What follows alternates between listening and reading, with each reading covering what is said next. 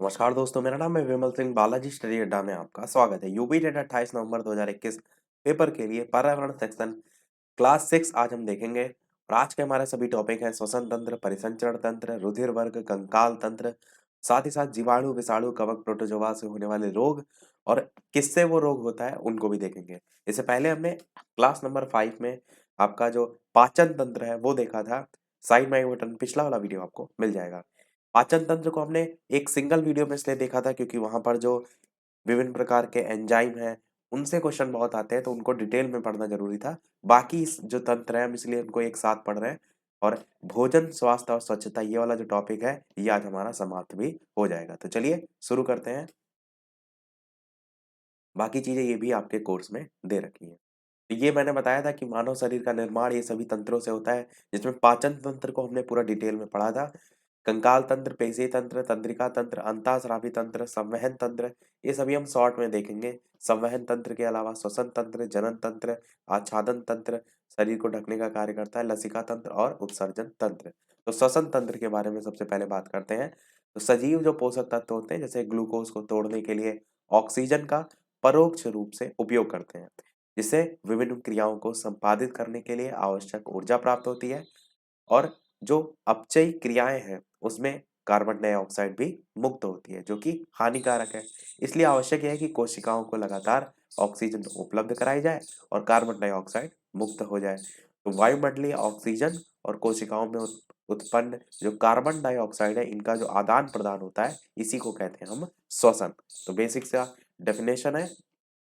श्वसन के अंग, यहाँ से क्वेश्चन आते हैं। पूरा श्वसन कहाँ से स्टार्ट होता है उसको हम नहीं पढ़ रहे हैं। जो मेन जहाँ से क्वेश्चन पूछ जाते हैं उसमें आपका श्वसन के कौन कौन से अलग अलग जीव जंतु हैं, उनमें क्या क्या श्वसन तंत्र होते हैं, उनसे क्वेश्चन आते हैं। तो प्राणियों के विभिन्न वर्गों के बीच श्वसन की क्रियाविधि उनके निवास और संगठन के अनुसार बदलती रहती है। निम्न आकशेरुकी जैसे स्पंज हो गया, सीलेंट्रेटा है, चपटे कृमि है, कार्बन डाई ऑक्सीजन और कार्बन डाइऑक्साइड का आदान प्रदान अपने सारे शरीर की सतह से सरल विसरण द्वारा करते हैं। तो इनका नाम सभी को ध्यान रखिएगा और किस तरीके से करते हैं वो ध्यान रखिएगा।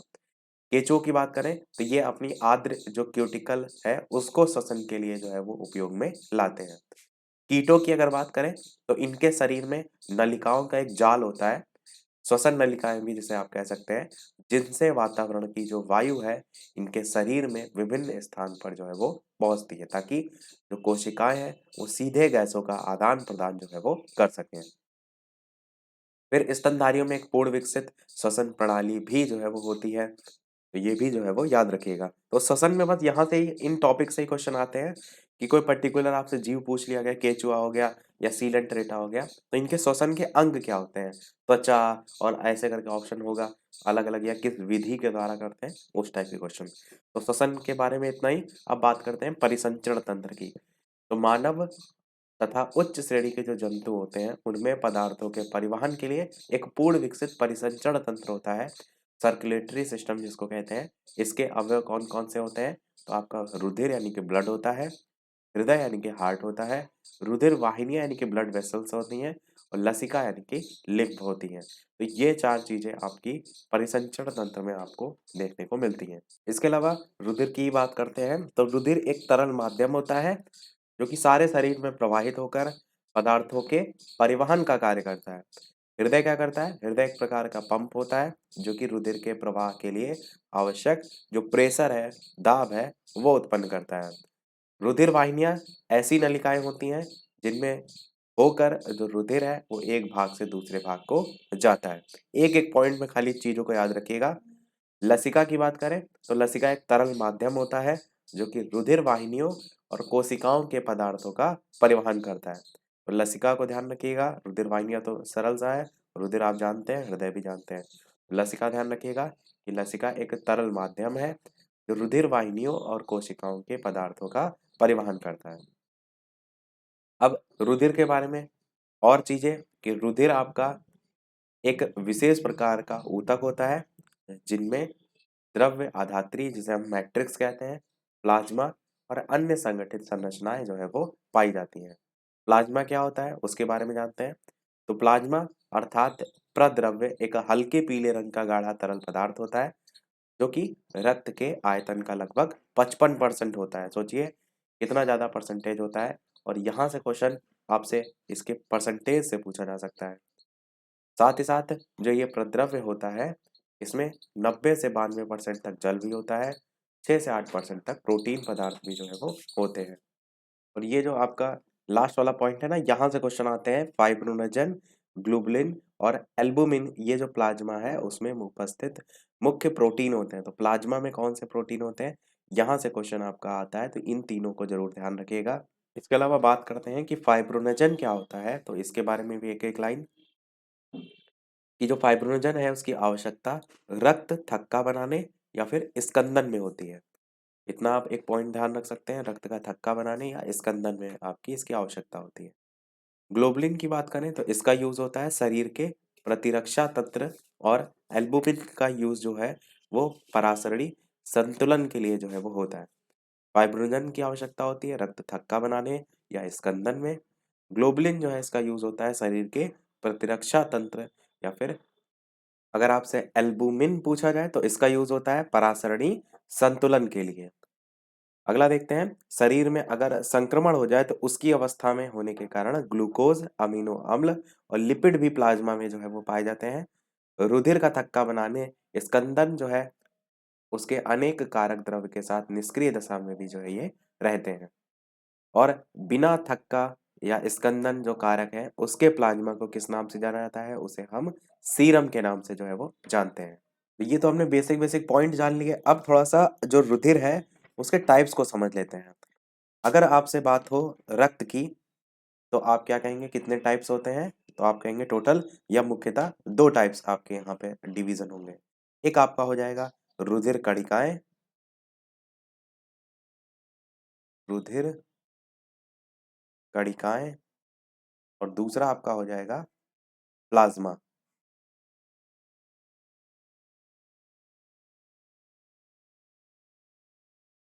अभी जस्ट इससे पहले मैंने बताया कि प्लाज्मा जो है रुधिर का लगभग 55% होता है, ये आपको पता होना चाहिए। रुधिर का 55% जो है वो आपका प्लाज्मा होता है।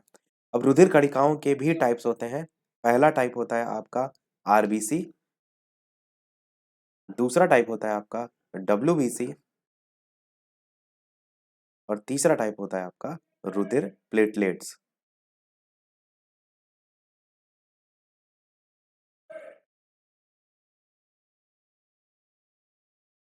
अब देखिए जो आरबीसी है, इसको हम क्या कहते हैं, इसको हम कहते हैं लाल रक्त कणिकाएं। आरबीसी मतलब रेड ब्लड सेल्स, हिंदी नाम से आपको क्लियर है। डब्ल्यूबीसी को कहते हैं व्हाइट ब्लड सेल्स, यानी कि श्वेत रुधिर कणिकाएं। रुधिर प्लेटलेट्स तो आपका वही रहेगा। अब देखिए आरबीसी के बारे में जानते हैं। वीडियो पसंद आ रहा हो, चीजें समझ आ रही हो, लाइक सभी लोग अवश्य करते रहिएगा और शेयर भी अवश्य करते रहिएगा। आरबीसी की बात करते हैं तो पहले पॉइंट आपको इसमें याद रखना है कि केंद्रक विहीन होता है, इसमें केंद्रक नहीं पाया जाता है।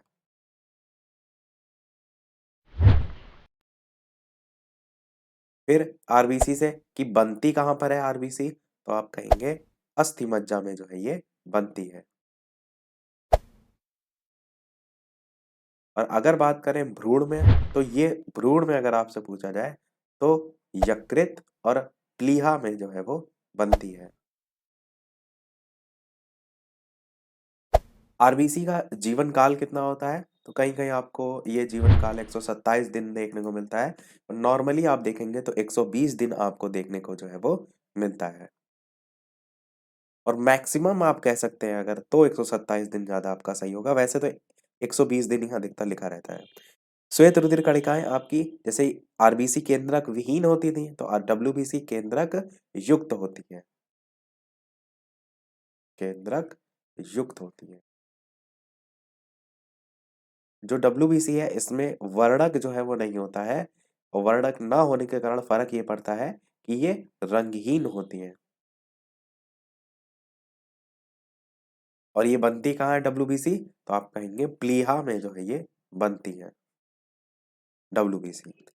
रुधिर प्लेटलेट्स क्या करता है, ये जो है रुधिर का जो स्कंदन होता है उसमें जो है वो हेल्प करता है। रुधिर का स्कंदन क्या होता है, जैसे चोट लग जाती है तो खून बहना स्टार्ट हो जाता है, तो खून को रोकने के लिए ज़रूरी होता है रुधिर का स्पंदन। तो घाव लगी जो रक्त वाहिनियाँ होती है ना, उससे खून का बहाव रुकना, वो किस कारण होता है? तो फाइब्रिन होता है, उसके जमाव के कारण होता है। ये भी आप पॉइंट के तौर पर याद रख सकते हैं, फाइब्रिन का जमाव। अब रुधिर के कार्य क्या होते हैं? तो आप कहेंगे कि रोगों से बचाव या फिर विविध पदार्थों का परिवहन, हमने अभी बताया था। ताप नियंत्रण में सहायक होता है और भी ऐसे कार्य आप इसमें बता सकते हैं।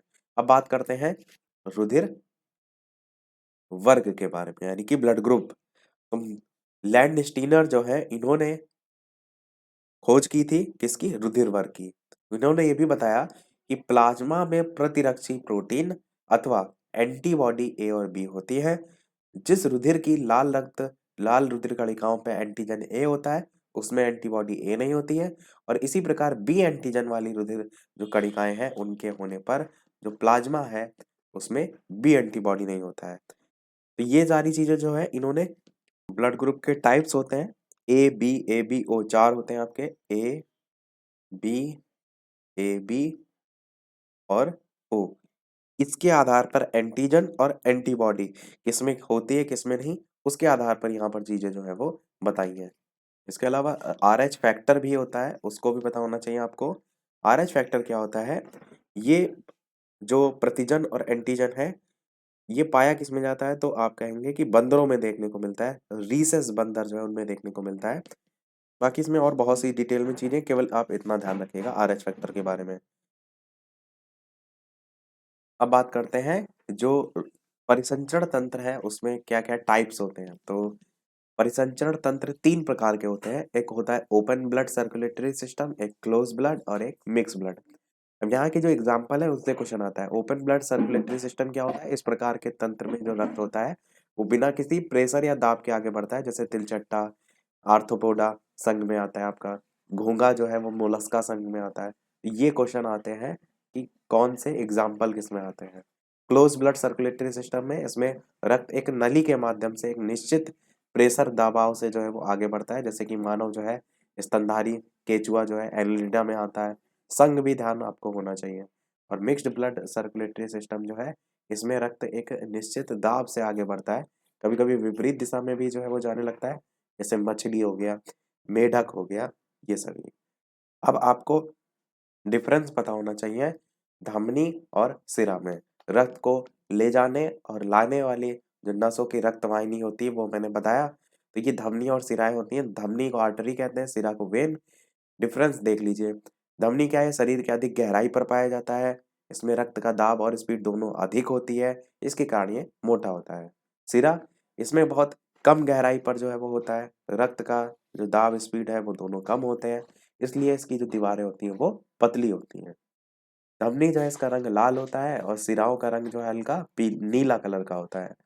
धमनी जो है इसमें कपाट नहीं पाए जाते हैं, सिरा में जो है वो कपाट पाए जाते हैं। धमनी जो है ये रक्त को हृदय से लेकर शरीर के अंगों तक जो है वो ले जाती है, और जो सिरा है ये जो है वो शरीर से रक्त को लेकर हृदय तक आती है। धमनी के बाद जो लास्ट पॉइंट है, ये आपको रटा होना चाहिए कि इसे शुद्ध रक्त बहता है। अपवाद जरूर है इसमें, जिससे क्वेश्चन आते हैं कि जो फुफ्फुस धमनी है उसमें अशुद्ध रुधिर बहता है, अशुद्ध रक्त बहता है, पर धमनियों की अगर बात करें तो इससे शुद्ध रक्त बहता है। सेम चीज सिराओं में भी है कि सिराओं में अशुद्ध रक्त बहता है, पर एक अपवाद है, वो है धमनी सिरा, जिसमें शुद्ध रक्त जो है वो बहता है। यहाँ पर इसमें धमनी सिरा लिख दिया है, इसको पल्मोनरी याद रखिएगा, क्योंकि जब भी आता है ऑप्शन में तो पल्मोनरी सिरा आता है, पल्मोनरी शिरा, जिसमें जो है वो शुद्ध रक्त बहता है। बाकी ये फुफ्फुस धमनी सही है आपका। तो ये हो गया दोनों में डिफरेंस। बढ़ते हैं हम कि अब शरीर में जो रक्त का मार्ग होता है वो किस तरीके से होता है, थोड़ा सा इससे चीजें समझ में आपको देखने को मिलेंगी कि हार्ट से जो है वो महाधमनी में, महाधमनी से जो है वो धमनी में, धमनी से जो है वो छोटी धमनी में, छोटी धमनी से जो है वो कोशिकाओं में या केशिका में, फिर उसके बाद छोटी सिरा में, फिर आपका सिरा में, फिर महासिरा में, फिर वापस से जो है वो हृदय में। इसको समझने के लिए आप देख सकते हैं। बढ़ते हैं हम हमारे नेक्स्ट तंत्र की तरफ जो कि आपका है कंकाल तंत्र। कंकाल जो है शरीर को अब क्या करता है, आंतरिक जो अंग होते हैं उनकी रक्षा करता है, जंतुओं को चलने फिरने में सहायता देता है। दो टाइप्स होते हैं इसके, एक होता है आपका बाह्य कंकाल और एक होता है आपका आंतरिक कंकाल। जैसे कि बात करते हैं तो बाह्य कंकाल नाम से स्पष्ट है, शरीर के बाहर जो होता है, शरीर के संपूर्ण अंग की रक्षा करता है, वो कहलाता है बाह्य कंकाल। एग्जाम्पल आपको पता होना चाहिए, जैसे कि आपका केकड़ा हो गया, या फिर तिलचट्टा है, मकड़ी है, चींटी है आपका, मधुमक्खी है और घोंघा है, ये सभी आप याद रख सकते हैं। एक एग्जाम्पल आपका इम्पोर्टेंट हो सकता है, वो है आपका केचुआ। केचुआ नहीं, कछुआ। कछुआ किस लिए इम्पोर्टेंट है, क्योंकि इसमें आपका आंतरिक और बाह्य दोनों कंकाल देखने को मिलते हैं। इसके जो हाथ पैर होते हैं और सिर जो होता है उसमें आपका आंतरिक कंकाल होता है, और जो बाकी हिस्सा होता है शरीर का उसमें बाह्य कंकाल होता है। ये हमने देखा बाह्य कंकाल के बारे में। अब आंतरिक कंकाल को भी समझ लेते हैं। शरीर के जो अंदर मांसपेशियों के जो नीचे होता है वो शरीर के आंतरिक अंगों की रक्षा प्रदान करता है। एग्जाम्पल के लिए कुत्ता, बिल्ली, मानव भी आपका आ जाएगा इसमें, सांप है आपका, इस टाइप से। अब बात करते हैं इसी से ही कंकाल तंत्र से संबंधित कुछ और जो है वो टर्म्स, जैसे कि आपका होता है उपास्थि। उपास्थि जो है इसको हम कहते हैं कार्टिलेज। ये जो है वो मुलायम होता है, क्योंकि इसमें केवल कैल्शियम फास्फेट जो है वो पाया जाता है, इसमें कैल्शियम कार्बोनेट जो है वो नहीं पाया जाता है, इतना ध्यान रखिएगा। देखने को कहाँ मिलती है उपास्थि, तो नाक, कान और सभी जो बड़े हड्डियों के शीर्ष भाग होते हैं ना, उन पर उपास्थि देखने को मिलती है। अस्थि जो है उसकी बात करते हैं, जिसे हम कहते हैं बोन। तो ये अत्यधिक कठोर होता है। उपास्थि जो है आपकी मुलायम होती है, अस्थि आपकी कठोर होती है, क्योंकि इसमें आप देखेंगे तो कैल्शियम कार्बोनेट यानी CaCO3 और परसेंटेज की बात करें तो 54 से 58%, यानी कि कठोरता के लिए जो आवश्यक तत्व हैं वो पाए जाते हैं। तो बेसिक सा ध्यान रखिए कि अस्थि कठोर, उपास्थि मुलायम। उपास्थि के एग्जाम्पल जैसे नाक, कान और सभी बड़े हड्डियों के शीर्ष भाग। इसके अलावा अस्थि जो होती है इसमें रक्त नलिकाएं और तंत्रिका तंत्र पाया जाता है। अस्थियों में ही आपका 50% जल, 50% कार्बनिक पदार्थ पाए जाते हैं। उपास्थियों में जो है नहीं होते हैं। उपास्थियों में जो है तंत्रिका तंत्र और रक्त नलिका नहीं होती, लेकिन भोजन और ऑक्सीजन की आपूर्ति जो है वो लसिका के द्वारा जो है वो इसमें होती है। इसके अलावा जो अस्थि है इसमें कौन सा प्रोटीन पाया जाता है, तो ओसीन प्रोटीन पाया जाता है। और जो उपास्थि है इसमें आपका कॉन्ड्रिन प्रोटीन पाया जाता है।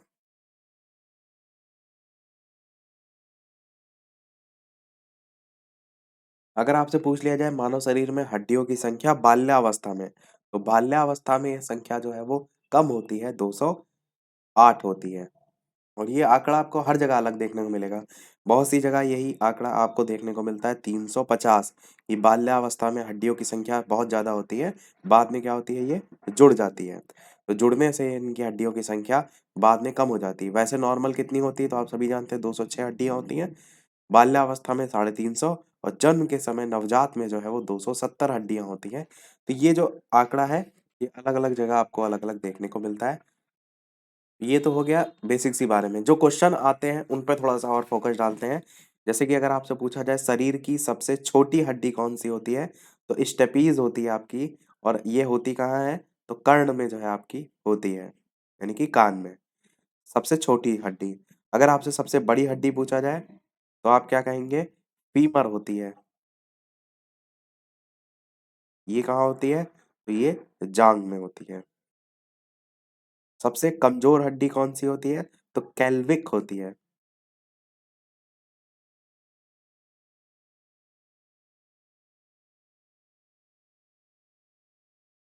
इसके अलावा सबसे मजबूत हड्डी किसकी होती है, तो जबड़े की हड्डी होती है।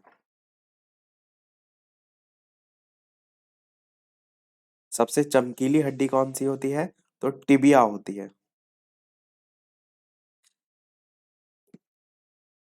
तो ये तो हो गया इनके बारे में। एक आपका लिगमेंट और टिंडन के बारे में पूछा जाता है, उसको भी यहाँ पर क्लियर कर देते हैं कि जब अस्थि जो है दूसरी अस्थि से मिलती है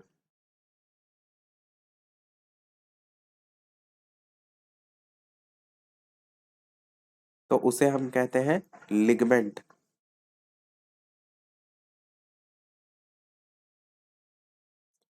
परंतु जब आपका एक अस्थि जो है वो मांसपेशियों से मिलती है, इसको डायरेक्ट शॉर्ट फॉर्म में लिख देते हैं, मांसपेशियां प्लस अस्थि, तो आपका ये टेंडन बनाता है।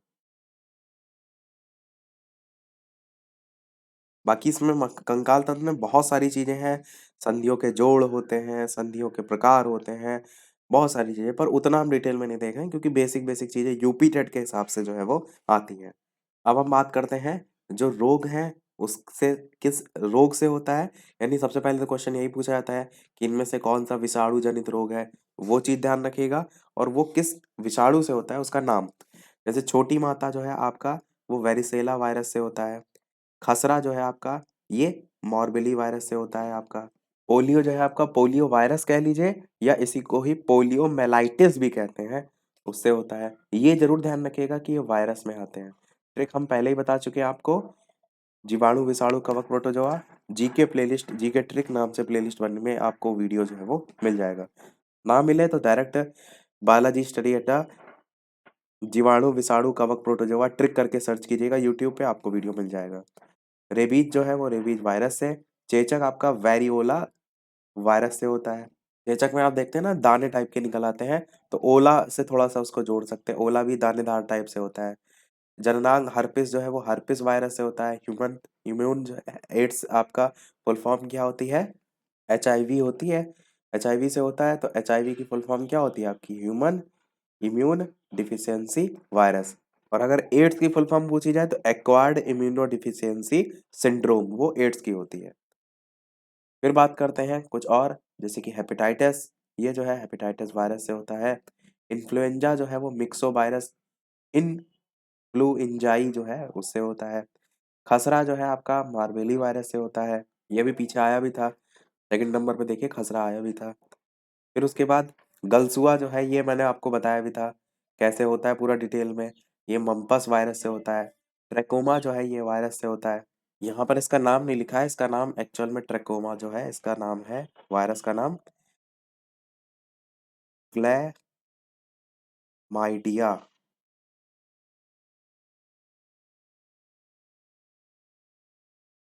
ट्रैकोमेटिस, इससे जो है ये आपका होता है, आंखों संबंधित बीमारी होती है, और जीवाणु है ये भी ध्यान रखिएगा। तो ये हो गया जीवाणु से संबंधित। फिर और कुछ जीवाणु से नहीं ये चल रहे थे, वो वायरस से संबंधित है। ये जो है आपका ये सभी वायरस वाले रोग थे, ऊपर हमने यहाँ हेडिंग दिखाई थी। इसमें जो सबसे ज्यादा पूछे जाते हैं वो पोलियो सबसे ज्यादा पूछा जाता है, रेबीज बहुत पूछा जाता है, चेचक भी पूछ लिया जाता है, और आपका खसरा पूछ लिया जाता है, हेपेटाइटिस भी पूछा जाता है। बाकी आप याद सभी रखिएगा। अगला देखते हैं आपका जीवाणु जनित रोग, जिसमें सबसे पहला है हैजा, बहुत पूछा जाता है। विब्रियो कॉलरी जो है नामक जीवाणु से होता है आपका।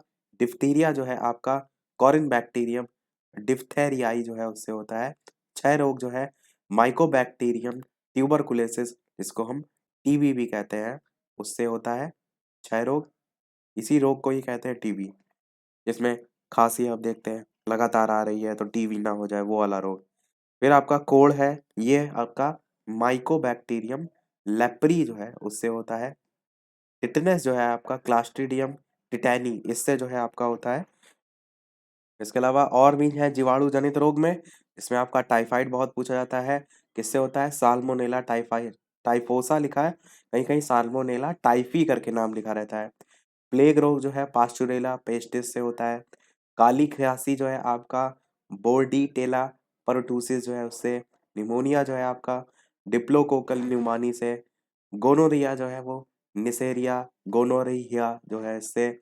सिफिलिस जो है आपका ये ट्रेपोनेमा पैलिडियम से। सुजाग जो है वो गोनोकाकस गोनोराई इससे।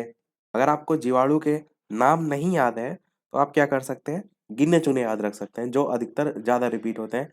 जैसे टाइफाइड ज़्यादातर पूछा जा जाता है, निमोनिया भी आपका पूछा जा सकता है, क्योंकि निमोनिया के लक्षण थोड़े-थोड़े कोरोना से मिलते-जुलते हैं।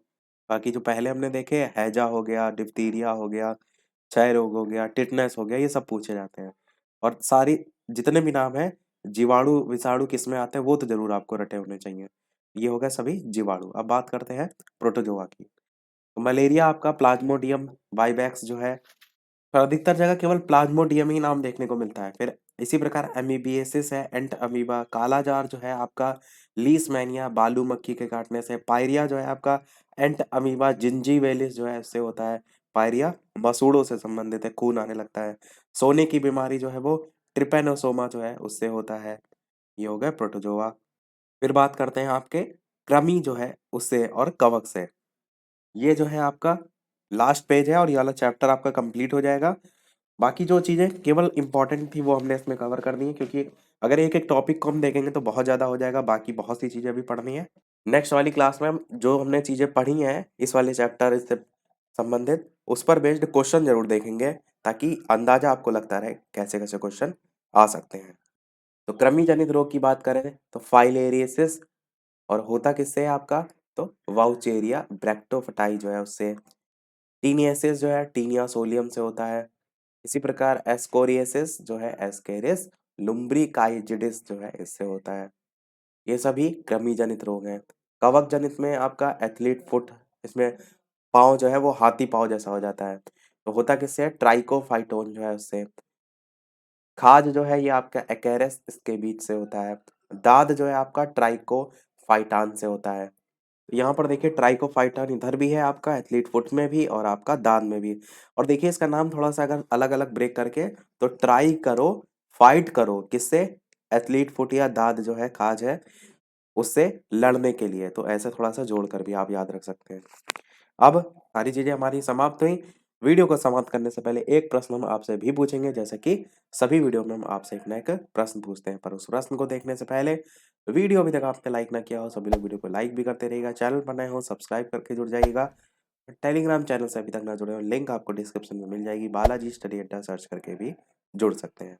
ये है आपका प्रश्न, इसका आंसर वीडियो के मेन कमेंट में टाइप करके आपको बताना है कि कौन सी बीमारी है जो कि दूषित जल पीने से फैलती है, एड्स, टाइफाइड, एनीमिया या फिर टिटनेस। अपना आंसर वीडियो के मेन कमेंट में टाइप करके बताइएगा कि इन चारों में से कौन-सा सही होगा। मैंने स्टार्टिंग में अभी बता भी दिया कि इस पर जितनी भी चीज़ें हमने पढ़ी हैं, क्योंकि स्टार्टिंग की जो 2 क्लास थी, उस पर बेस्ड हमने 50 क्वेश्चन देखे थे। फिर उसके बाद की जितनी क्लास अभी तक हुई हैं, उस पर बेस्ड अब हम अगली वाली क्लास में केवल प्रश्न देखेंगे। फिर उसके बाद जो आगे के चैप्टर हैं, उनको देखेंगे। लाइव टाइमिंग दोपहर के 3 बजे, शाम के 8 बजे लाइव आकर वीडियो देख सकते हैं। तो आज के वीडियो में इतना ही रखते हैं। मिलते हैं अगले वीडियो में कुछ नए प्रश्नों के साथ, नए टॉपिक के साथ। तब तक के लिए नमस्कार। जय हिंद।